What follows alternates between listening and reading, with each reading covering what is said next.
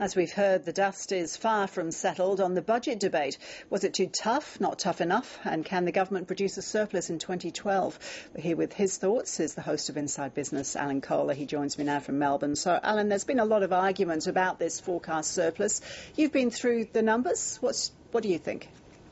Well, I think the thing to understand is that the return to surplus in 2012-13 is not the consequence of government decisions.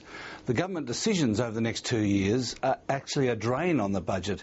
The $22 billion of savings, offset as they are by about $19 billion of spending, they all come through in the later years after 2012-13. So what the return to surplus is based on is a 24% increase in tax receipts, which in turn is all about company tax. A 36% increase in company tax is forecast for the next 2 years. Now, that's all based on resources income. The idea that Rio Tinto and BHP are going to see a huge increase in their profits over the next 2 years. So if the budget is the surplus is relying heavily on resources and China's role in that, how will the numbers look if that doesn't happen? Well, they'll go away. I mean, it's simple as that. There won't be a surplus in 2012-13. In fact, there could be, depending on what happens in China, I mean, there could be a massive deficit. I mean, it is entirely reliant on mining company and resource company profits booming over the next 2 years. Might happen. In fact, you know, most people say that is the most likely outcome, but it's not it's not an absolute certainty, that's for sure.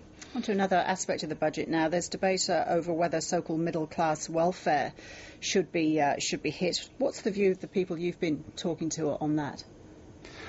Oh, well, there's a lot of puzzlement, I guess, among business people and economists about the proposition that it's class warfare to deny people on more than $150,000 just indexation of their welfare. So, you know, that's really a kind of a political argument that most people are kind of looking on in bemusement at, I would say.